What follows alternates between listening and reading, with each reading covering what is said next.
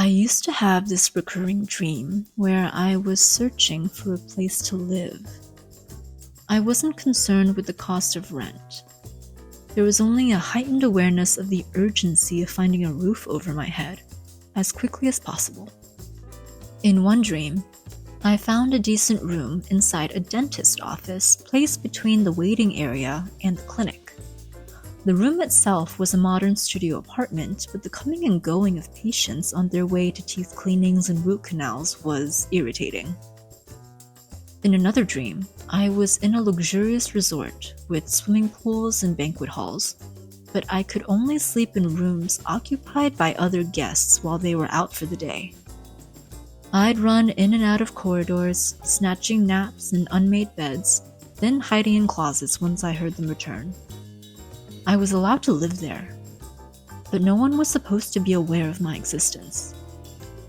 The life of a full-time traveler doesn't usually involve cleaning, buying appliances and furniture, or paying utilities, but it does involve continuously looking for accommodations. At times, the stress seeps into my dreams. I've lived in a shared house with 9 other men, a village homestay with a family of 7, a studio apartment above a coffee shop, and countless other living situations. I challenged myself with the task of adapting to my new surroundings as quickly as possible. 48 hours or less after checking in, it would feel like I've been living there for months. Then, after 2 weeks, 3 months, or sometimes 6 months, it's time to move on. During my 14-month journey through Latin America, I briefly lived in the Sacred Valley of Peru. I rented a room in a cottage in a village in the mountains.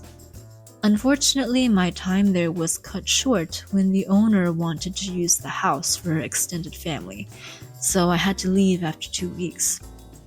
I got my money back, but I was annoyed. I just got settled into a daily routine and even made a good friend in the village who I saw every day. Nevertheless, I packed my bags and tried not to let this sudden change of plans disturb me. I moved back to Cusco and said goodbye to my friend Mariana, a Mexican solo traveler who was volunteering at a local hotel while working remotely as an English teacher. After about a week back in the hustle and bustle of Cusco, Mariana came to visit me.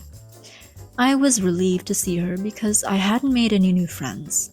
There were other people in my guest house, but they were mostly tourists who left after a few days.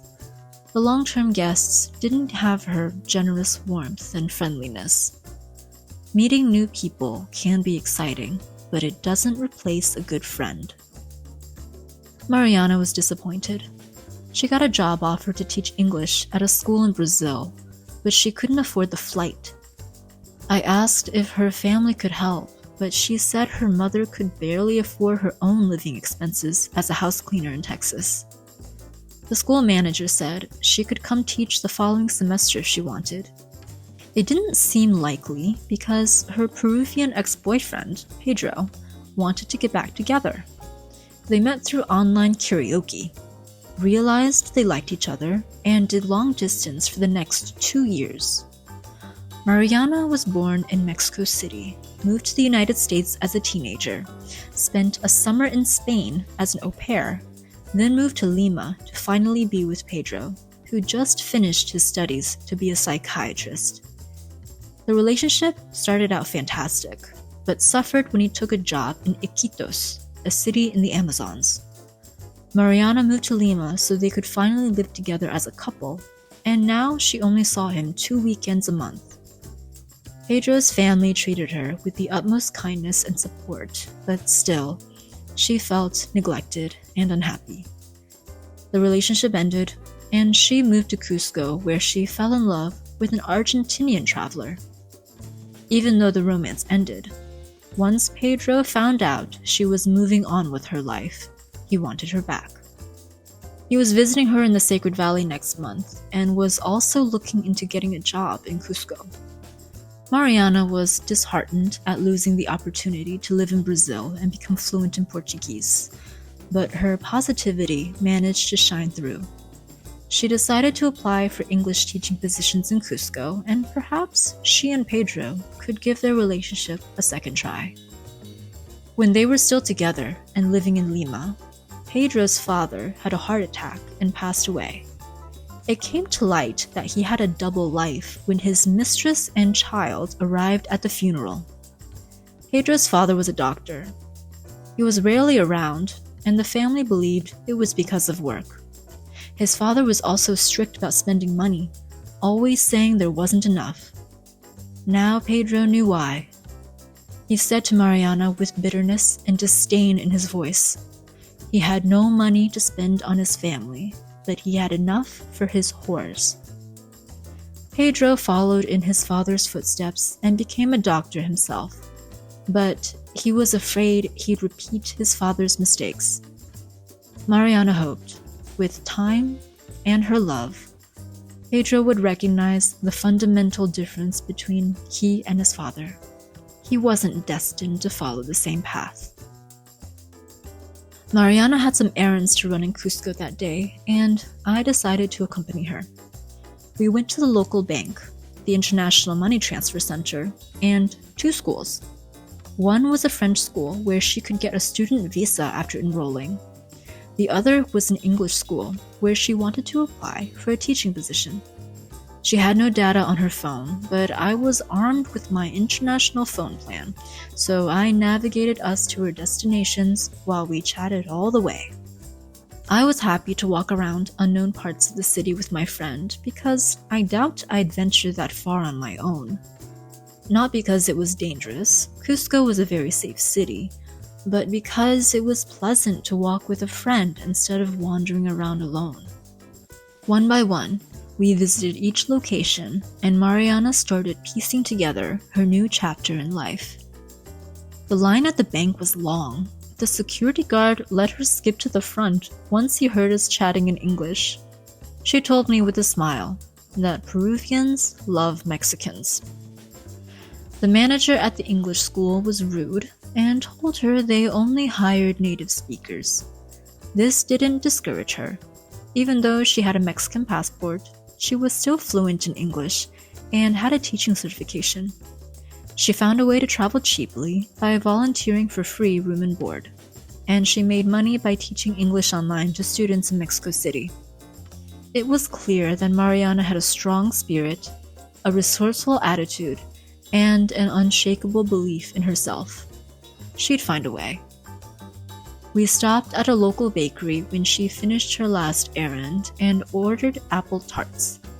Indulging in pastries is another activity I rarely do on my own, so it was a real treat. I walked her to the bus station, and we hugged goodbye. She came back to Cusco a few days later, and we had a night out. I was in one of those moods where I wanted to be in a party atmosphere but remain as antisocial as possible. Mariana, on the other hand, was chatting energetically with a handsome Peruvian man from Lima. Her dark hair was straighter than usual.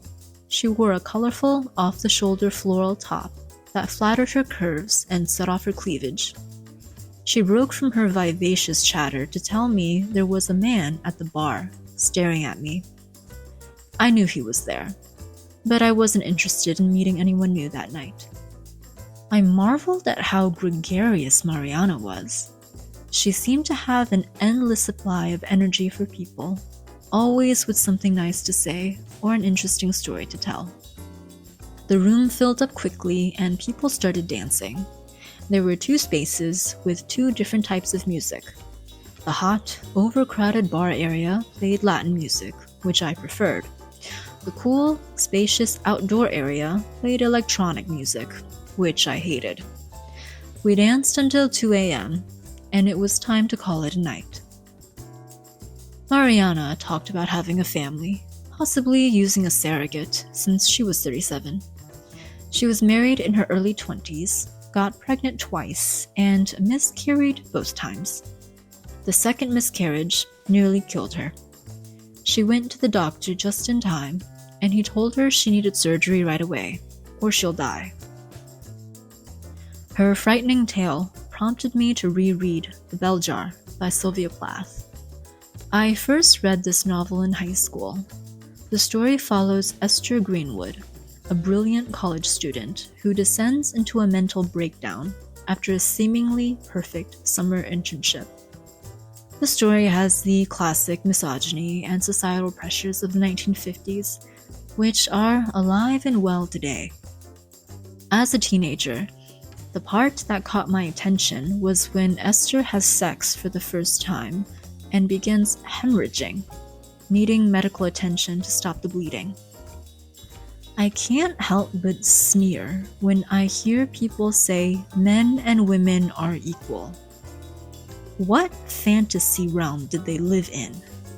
Even in nations where women are better protected by laws, have greater financial autonomy, and are treated with equal respect by social norms and customs, it doesn't change the basic fact that the female body is more vulnerable than the male body after participating in something as simple as having sex.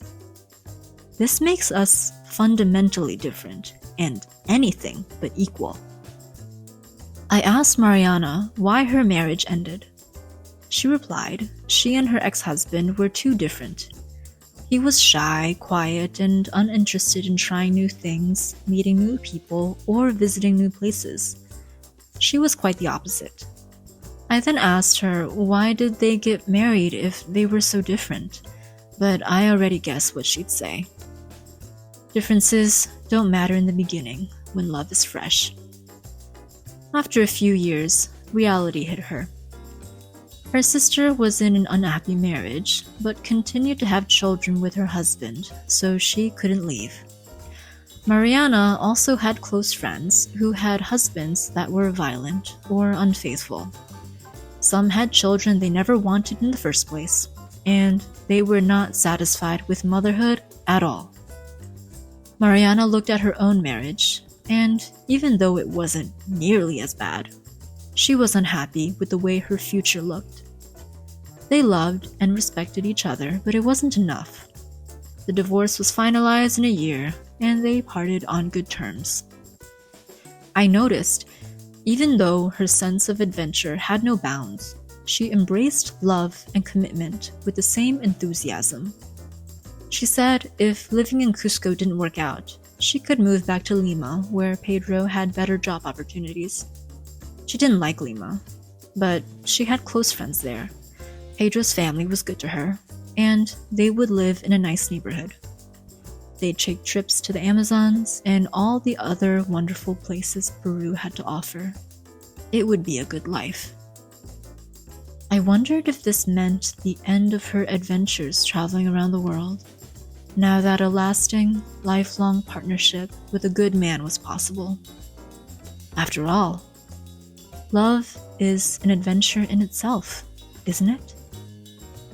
You'll never know who you'll meet next in your travels. Before I arrived in Peru, I spent a month in Ecuador. Find out how I spent a week in the beautiful city of Cuenca in this video, where I listened to the troubles of an Ecuadorian mother and a local barista.